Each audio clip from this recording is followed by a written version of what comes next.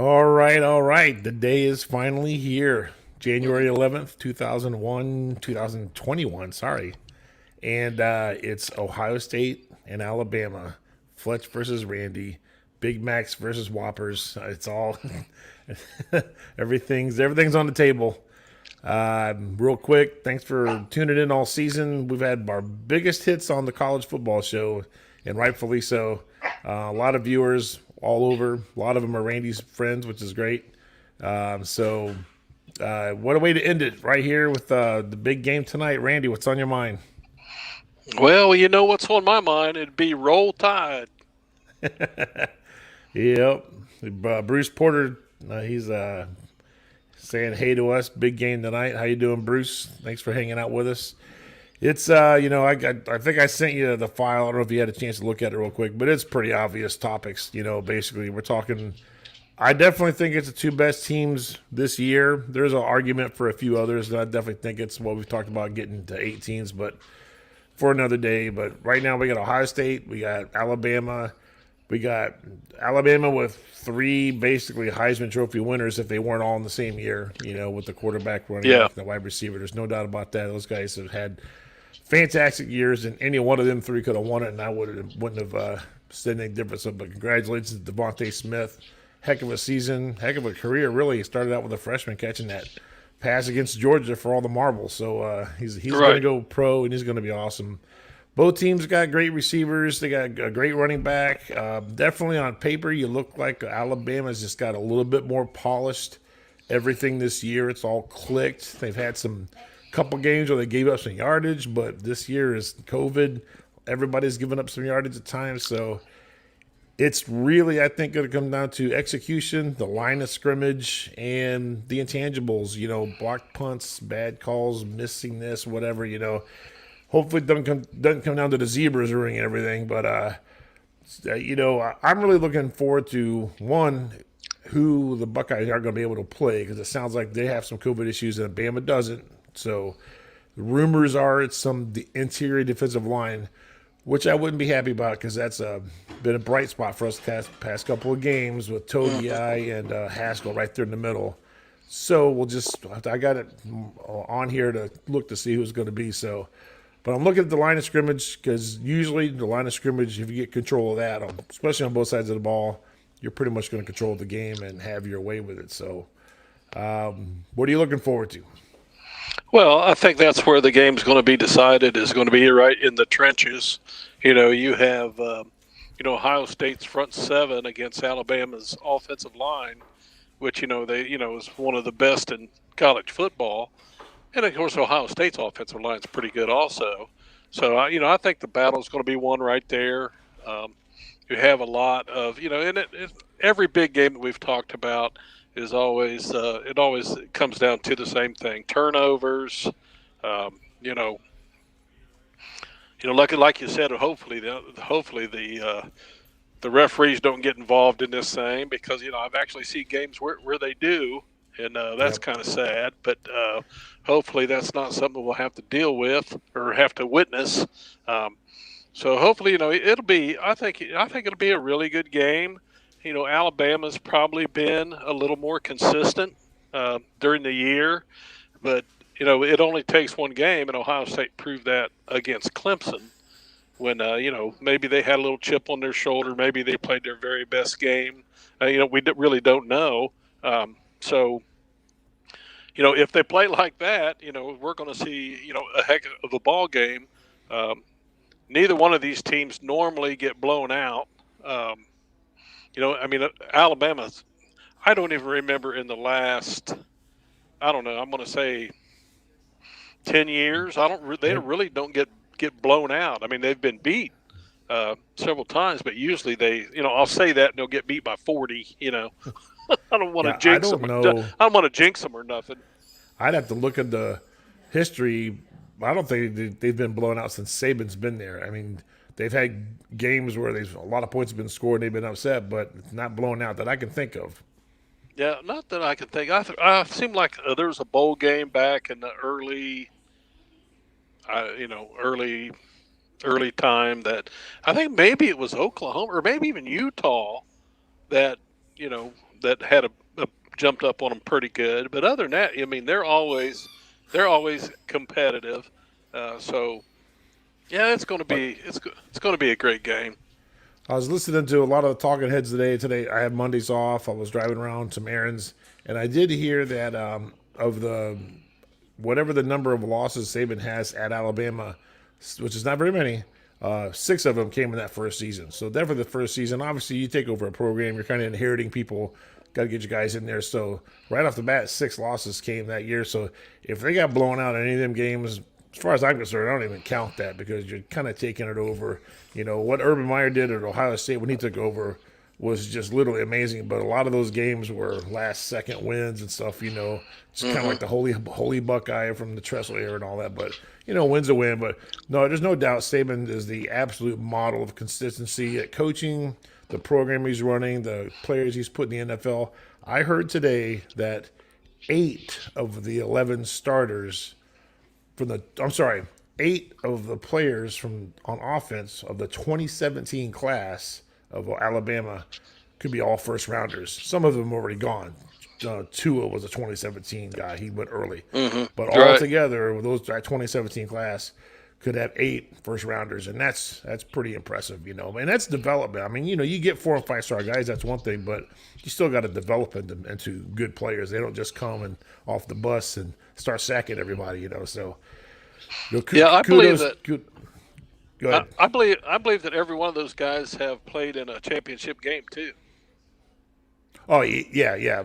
I mean, that was if not it two wasn't of them. just it wasn't just that class. It was what I just seen that stat today. It was pretty impressive for the last. I think I can't remember exactly what it said, but um, most people in that roster have played in a championship game. Right. I'd have to look at it. They're, other than guys who transfer out because they don't play and stuff, the Saban's probably had the vast majority of his players just in general at least play in one championship game. Since he's been there, BCS and CFP, because he gets there seemingly every couple of years. If he's not, going back to back, he's going, wasn't there last year. He was the year before, and so on and so forth. So yeah, he's, and that's a testament. It's you can't deny it. He's definitely the best coach of the modern era. For those people who don't know, I think Alabama's got 18 national championships. They're far, I believe they're either number one or they're behind Notre Dame from a million years ago. I can't remember if Notre Dame way back in the Four Horsemen days had a bunch, but they're either one or two. And Ohio State's got 8. So, but none of that really matters. It's all what happens on the field tonight and the coaching, obviously, with Saban. Day has proved himself to be, I think, a really good follow-up to Urban so far. He's recruiting good. He's calling games good. Last year's loss to Clemson was not a horrible loss. It was a tough one to take. It wasn't a blowout like some of the Urban years. No offense to Urban Meyer. Happens to everybody, mostly. But when I told my boss, I said, when they play Clemson, we're going to see what kind of coach Day is going to be if he could take this team over the hump. And boy, that game was a beauty. That jumped up right next to Alabama as my favorite Buckeye games to watch over and over and over. So Yeah, I'm that whole Clemson. I mean, Dabo, he's a great coach, obviously, but man, he just was not. He was not smart on some of his comments about Ohio State. He just threw gasoline on the fire, and they fed off of it. So yeah. I think Ryan Day is a great. I mean, he's so far. I mean, I think he's done a great job at Ohio State. I never really thought that he would step in and that quickly keep that program exactly where it's at, and probably even catapult it a little bit right. from where it was. So yeah, I mean he's done a heck of a job. But one of the things going into this game that could very well have a big impact on it. Alabama is losing 4 coaches when this game is over. Their offensive coordinator's leaving. Butch Jones is leaving. They got a couple other guys leaving, and it really irritates me because I think in almost every championship game they've been in, they announce days before the game that so and so's leaving. He's going to be the coach at wherever, you know. Oh yeah. Yep. So you know, now it's Sarkisian going to Texas, and it's like, why do you have to do that right before a big game? So you know, what kind of effect is that going to have on the team? Not just, you know, losing one of their main guys, but losing three more guys also. Yeah, I think what I've heard the argument, and I don't know how much it really holds, is like Texas doesn't. If they fired Herman, and that was a little weird because Herman had already survived the fact that Urban Meyer turned the job down. It was like, and the athletic director came out and gave him a vote of confidence. Everything was fine, and then boom, he's fired, and they're bringing Sark in within 8 hours of the firing. And I know sometimes there's grumblings. As far as Texas goes, I heard the grumblings there is that the boosters didn't like him, and they got all the money, so they had to buy that guy's contract out. It's like $15 million or something. Well, I'd love my boss to pay me $15 million to quit. No problem. I thought it was like 21 million or something. Maybe it was 21. It was a lot. I mean, make no mistake. Yeah, it was There's a lot. No doubt. But but they don't want to lose transfers and recruits in those 2 or 3 weeks. And there's sometimes they're afraid they're going to lose people before they name a coach or before they get a better coach because what's going on is it cutting the mustard and all that. So, there's kind of like last year with 2 years ago with Urban Meyer after he announced the Rose Bowl's his last game and Brian Day's taking over, and they were doing that so guys don't go out because they didn't make the CFP and stuff. So, I guess I see that to a little bit. I think the recruiting is as great as it is, and I follow it. It's really gotten out of hand with the early signing day, and then the next signing day, and then it's a year-round thing, and it definitely compromises the bowl situations because you get exactly what you have, and they always pick the top, so whoever's going to the top, and somehow Clemson. Those guys don't want to go anywhere. I guess Venables has been there. I think since I was in high school. So it's bizarre. Yeah, like I said, you don't know how that's going to affect it. In the past, it's had a very negative effect on them. Of course, the Lane Kiffin thing was even a stranger ordeal. But unlike the Urban Meyer thing where he announced it, he's not going to another team. He doesn't have to worry about recruiting, and basically he's handing the reins over. And a lot of the things that Alabama's had with a defensive coordinator or offensive coordinator is, hey, you're going to another place, and they're already talking that Sarkisian is wanting to pull three more Alabama guys and take them with him. So, how does sometimes recruits go too? So right, and so how is that going to affect the guys? We know it only takes just a little edge for one team or the other to make a difference in a ball game. Oh, there's no doubt. Let's get to some of these things here. We got John Rahm giving us a big roll tide. We got Allison Price giving us a roll tide. We got Allison Price always telling you to smile more. And then Allison Price is at the VFW. Everybody's behind Bama there. Is there any Buckeye fans out here in the Fletch Entertainment Network world? I'm just wondering about this. Well, sound Fletch, like it. You're going to have to get it. You're going to have to get a bigger following like I got. I'm saying you're bringing it, man.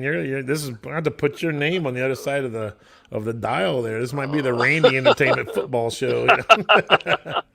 I'm saying you're bringing it. There's no doubt. So, yeah, I'm nervous. I'm probably just like you. The belly's got nerves in it. You just want to get this game going, but I really think we're in for 4 quarters of great football. We might even be in for extra overtime. It's just hard to say. I think both these teams can put points on the board. I think they will. I think both defenses are good, but not great. And each of them got weaknesses that are a little different, so it just depends on how they can attack from the offensive side. Line of scrimmage, obviously, sacks. It's going to be interesting to see where it goes, but I definitely think we're headed to the 4th quarter. It's going to be a late night. You ready for a late night?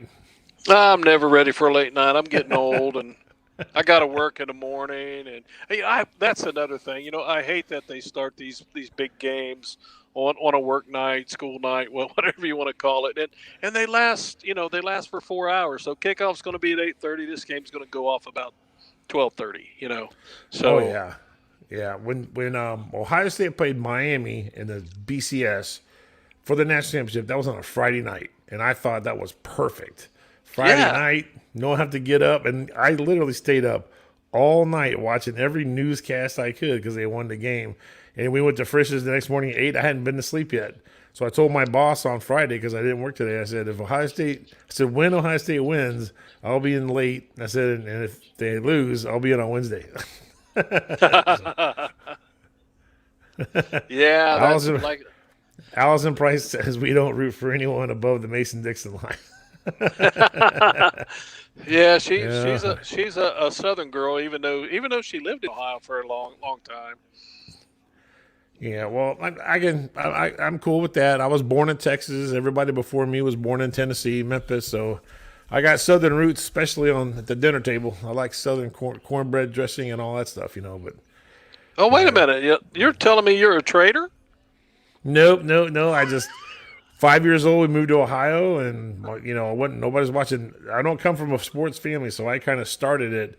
So I'm a Dallas Cowboys fan and the Ohio State fan. So. And I'm just Cowboys, giving you. NFL. Oh, I know. NFL. Yeah, it's just not what it used to be. And I think college is what NFL used to be to a certain degree. And I hope they don't mess with college too much. I think it's great. It's the best sport in the world.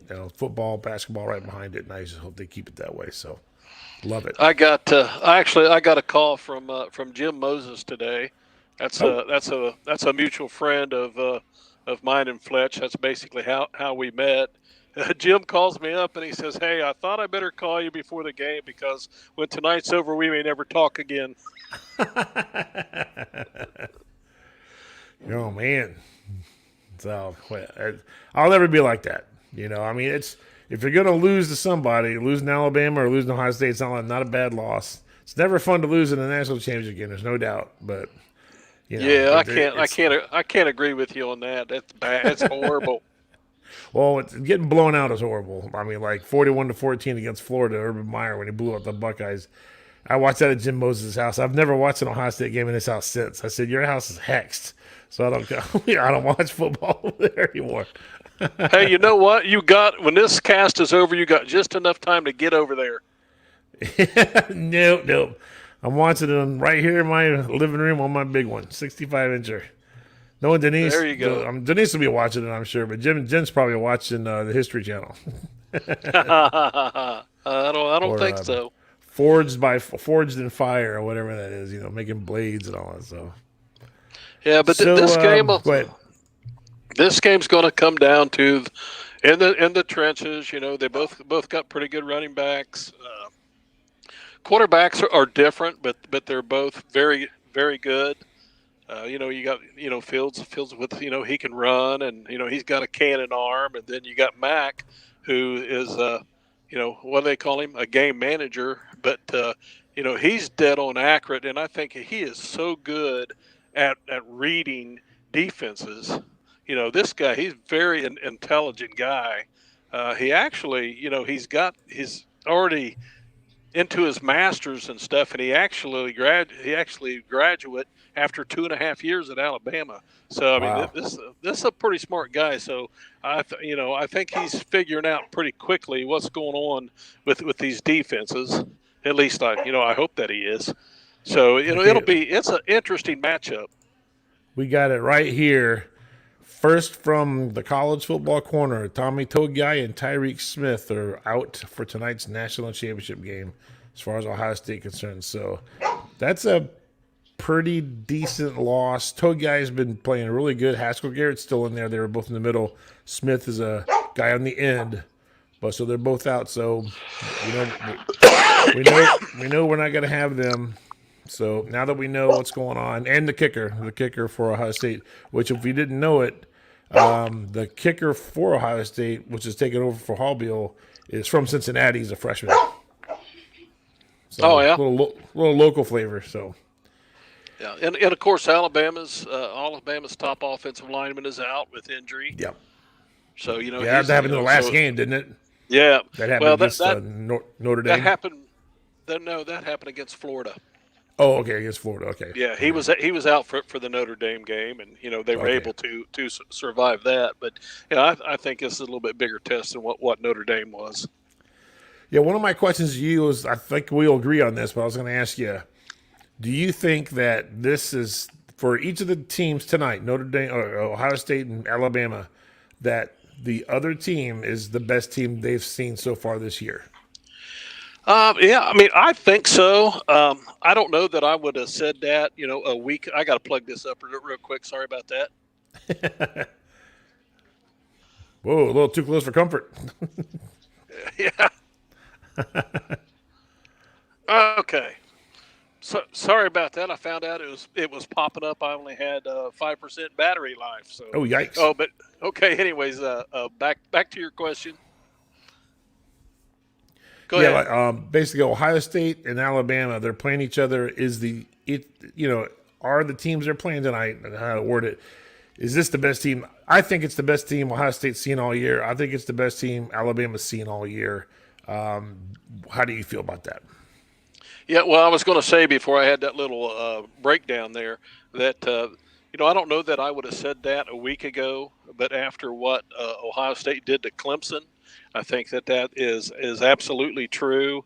The fact that Ohio State's schedule, and I'm not going to get into scheduling and all that, but the fact that who their schedule was in the 6 games that they played, we really did not know if Ohio State was going to be able to compete with the Clemsons and the Alabamas, and now they certainly prove that they not only can they complete, but they can beat them pretty soundly. So Right. that that was answered. But prior to that, I'm not sure that a lot of people, and I've even talked to Ohio State fans who weren't totally convinced of that. Now they got a lot of hope and promise going now. Yeah, I was really big on Florida early in the year. I just thought, my gosh, this team just looks like they're monsters. The way they killed Georgia, but then Georgia, if they hadn't had been having their quarterback issues, I think they'd been a much different team in that game.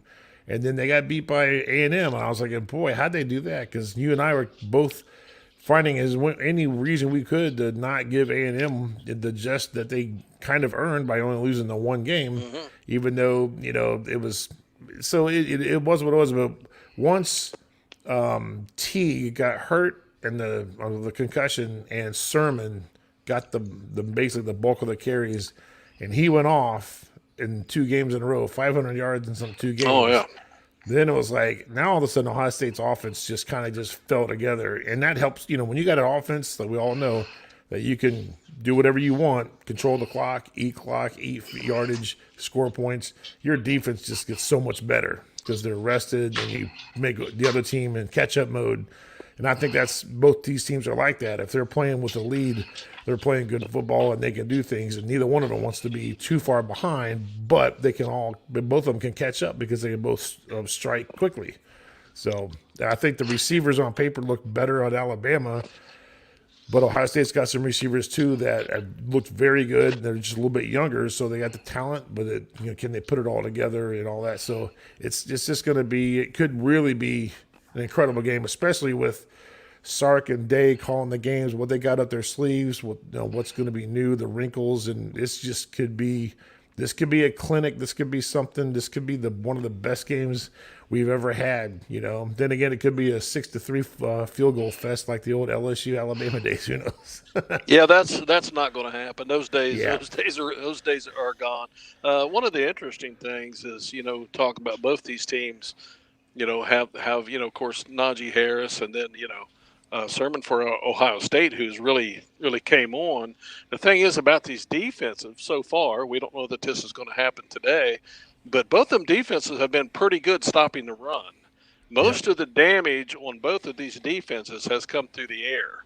Yep. So it'll be interesting if one or the other can get a running game going, and I would say that especially for Alabama because you look at Ohio State's game, versus Indiana, versus Clemson, versus Northwestern, who was a running team.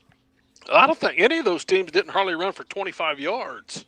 Right. So Ohio State has been awesome at stopping the run.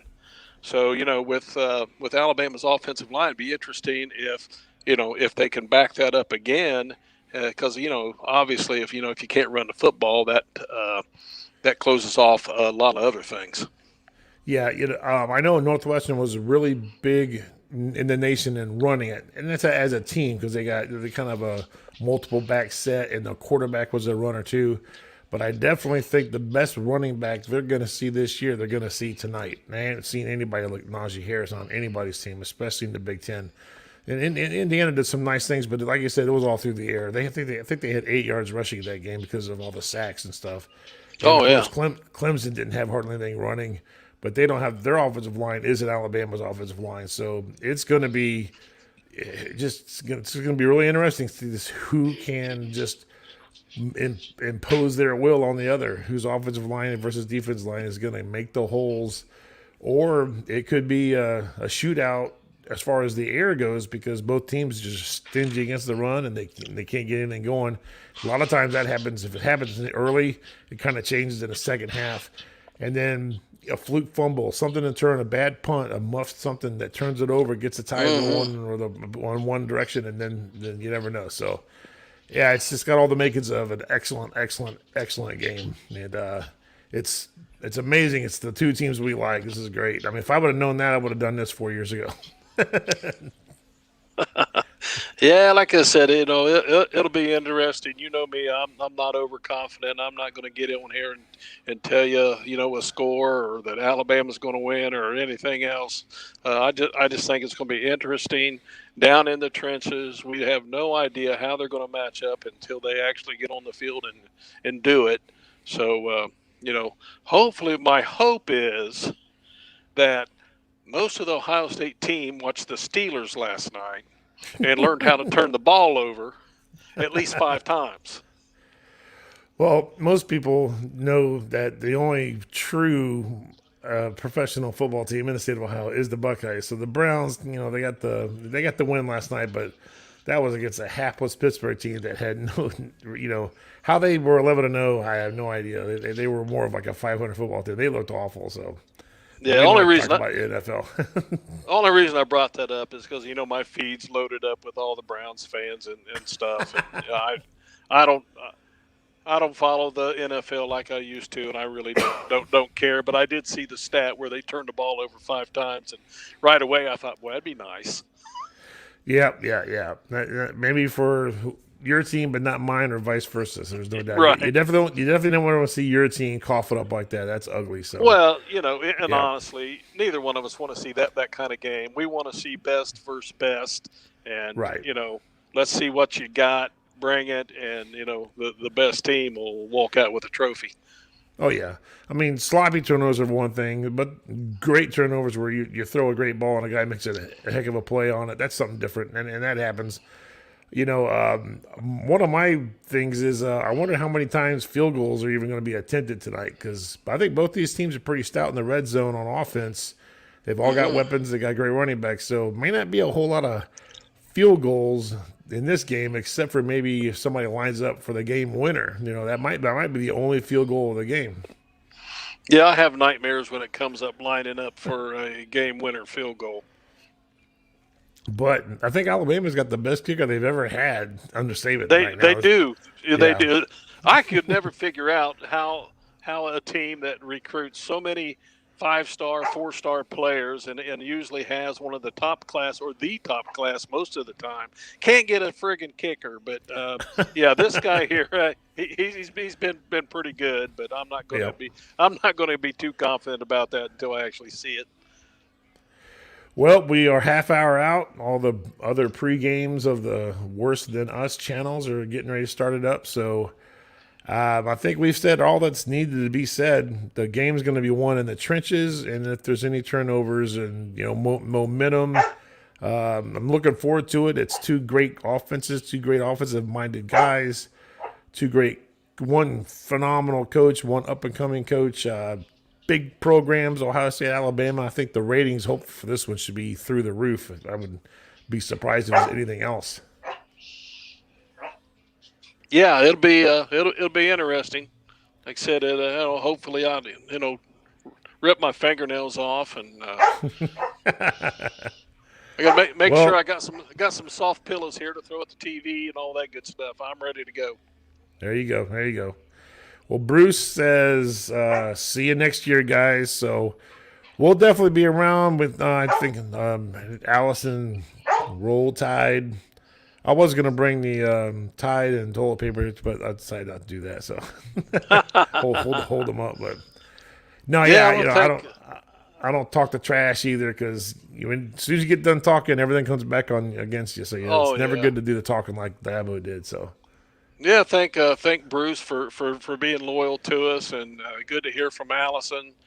She's a great friend of ours. So yeah, it'll be looking forward to next year. I'm gonna get everything going, man. I'm gonna have what you got going on next year.